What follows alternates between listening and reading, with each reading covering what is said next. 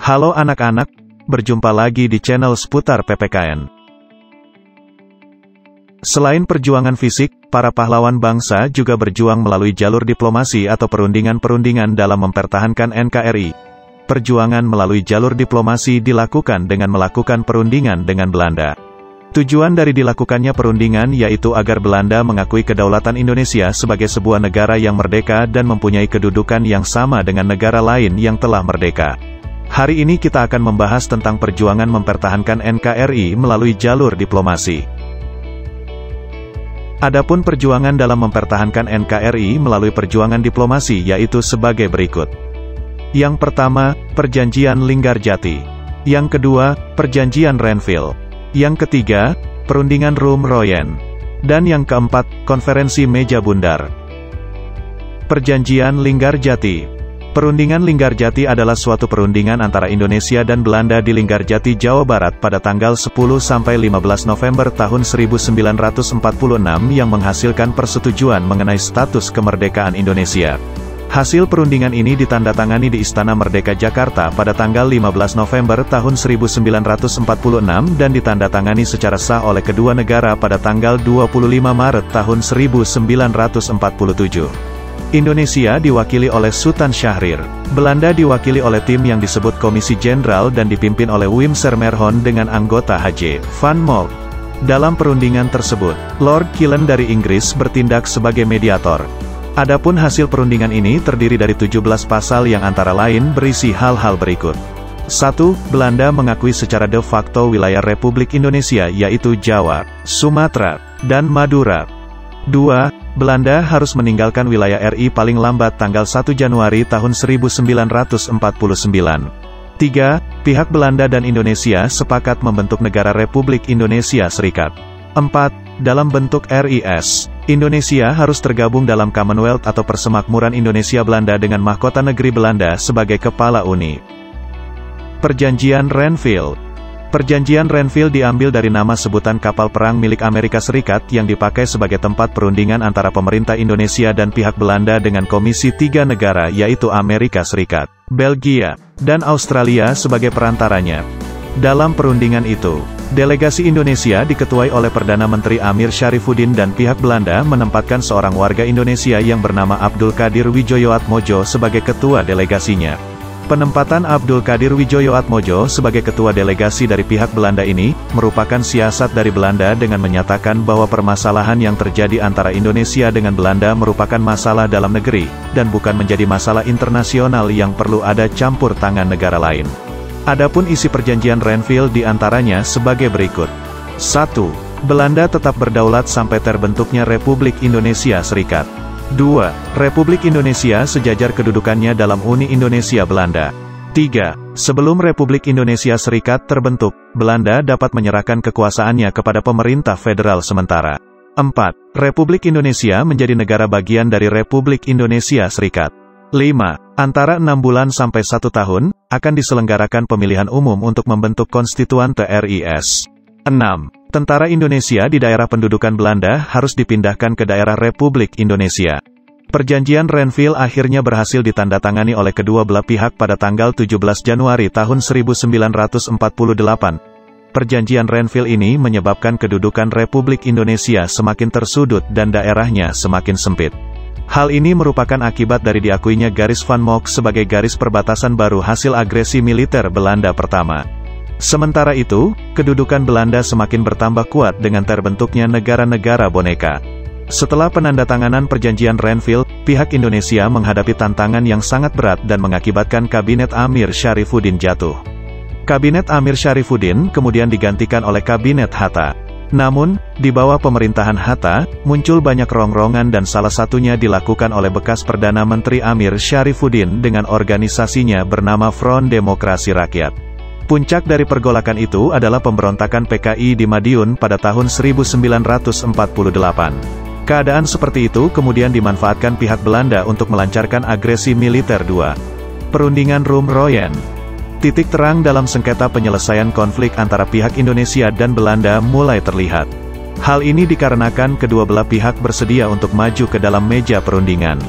Keberhasilan membawa masalah Indonesia dan Belanda ke meja perundingan tidak terlepas dari inisiatif Komisi PBB untuk Indonesia. Pada tanggal 4 April tahun 1949, dilaksanakan perundingan di Jakarta di bawah pimpinan Merle Cochrane, anggota komisi dari Amerika Serikat. Dalam perundingan Rum Royen, delegasi Indonesia diwakili oleh Mr. Muhammad Rum. Dalam perundingan Rum Royen, pihak Republik Indonesia tetap berpendirian bahwa pengembalian pemerintahan Republik Indonesia ke Yogyakarta merupakan kunci pembuka untuk perundingan selanjutnya. Sebaliknya pihak Belanda menuntut penghentian perang gerilya oleh Republik Indonesia. Akhirnya, pada tanggal 7 Mei tahun 1949, berhasil dicapai persetujuan antara pihak Belanda dengan pihak Indonesia. Kemudian disepakati kesanggupan kedua belah pihak untuk melaksanakan resolusi Dewan Keamanan PBB pada tanggal 28 Januari tahun 1949 dan persetujuan pada tanggal 23 Maret tahun 1949. Pernyataan pemerintah Republik Indonesia dibacakan oleh Ketua Delegasi Indonesia Mr. Muhammad Rum yang antara lain berisi sebagai berikut. 1. Pemerintah Republik Indonesia akan mengeluarkan perintah penghentian perang gerilya. 2. Kedua belah pihak bekerja sama dalam hal mengembalikan perdamaian dan menjaga keamanan serta ketertiban. 3. Belanda turut serta dalam konferensi meja bundar, KMB, yang bertujuan mempercepat penyerahan kedaulatan lengkap dan tidak bersyarat kepada negara Republik Indonesia Serikat. Pernyataan delegasi Belanda dibacakan oleh Dr. J.H. van Royen yang berisi antara lain sebagai berikut. 1. Pemerintah Belanda menyetujui bahwa pemerintah Republik Indonesia harus bebas dan leluasa melakukan kewajiban dalam satu daerah yang meliputi Karesidenan Yogyakarta. 2. Pemerintah Belanda membebaskan secara tidak bersyarat para pemimpin Republik Indonesia dan tahanan politik yang ditawan sejak tanggal 19 Desember tahun 1948. 3. Pemerintah Belanda menyetujui bahwa Republik Indonesia akan menjadi bagian dari Republik Indonesia Serikat. 4. Konferensi meja bundar akan diadakan secepatnya di Den Haag sesudah pemerintah Republik Indonesia kembali ke Yogyakarta. Setelah tercapainya perundingan Rum Royen, pada tanggal 1 Juli tahun 1949, pemerintah Republik Indonesia secara resmi kembali ke Yogyakarta yang selanjutnya disusul dengan kedatangan para pemimpin Republik Indonesia dari medan gerilya. Panglima Besar Jenderal Sudirman tiba kembali di Yogyakarta pada tanggal 10 Juli tahun 1949. Setelah pemerintahan Republik Indonesia kembali ke Yogyakarta, pada tanggal 13 Juli tahun 1949 diselenggarakan sidang kabinet. Dalam sidang tersebut, Amir Syarifuddin Prawira Negara mengembalikan mandat kepada Wakil Presiden Mohatta. Dalam sidang tersebut juga diputuskan Sri Sultan Hamengkubuwono ke-9 diangkat menjadi Menteri Pertahanan dan merangkap sebagai Koordinator Keamanan. Konferensi Meja Bundar. Konferensi Meja Bundar atau KMB yang berlangsung di Den Haag pada tanggal 23 Agustus sampai tanggal 2 November tahun 1949, berhasil mengakhiri konfrontasi fisik antara Indonesia dengan Belanda. Hasil konferensi tersebut yang paling utama adalah pengakuan dan penyerahan kedaulatan dari pemerintah Belanda kepada pemerintah Indonesia tanggal 27 Desember tahun 1949, yang disepakati akan disusun dalam struktur ketatanegaraan yang berbentuk negara federal, yaitu Negara Republik Indonesia Serikat. Di samping itu, terdapat 4 hal penting lainnya yang menjadi isi kesepakatan dalam KMB. Pertama, yaitu pembentukan Uni Belanda Republik Indonesia Serikat yang dipimpin oleh Ratu Belanda secara simbolis. Kedua, Soekarno dan Mohatta akan menjabat sebagai Presiden dan Wakil Presiden Republik Indonesia Serikat untuk periode tahun 1949 sampai tahun 1950, dengan Mohatta merangkap sebagai Perdana Menteri. Ketiga, Irian Barat masih dikuasai Belanda dan tidak dimasukkan ke dalam Republik Indonesia Serikat sampai dilakukan perundingan lebih lanjut. Keempat, pemerintah Indonesia harus menanggung hutang negeri Hindia Belanda sebesar 4,3 miliar gulden. Di satu sisi, hasil KMB tersebut harus dianggap sebagai sebuah kemajuan. Karena sejak saat itu, setelah Belanda mengakui dan menyerahkan kedaulatan kepada bangsa Indonesia. Dengan demikian, secara resmi Indonesia menjadi negara merdeka dan terlepas dari cengkeraman Belanda. Namun di sisi lain, kesepakatan yang dihasilkan dalam KMB tidak serta-merta menyelesaikan permasalahan bagi Indonesia.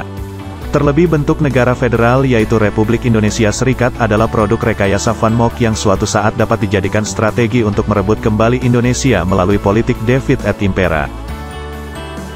Sekian dulu untuk materi hari ini, selamat belajar, dan terima kasih.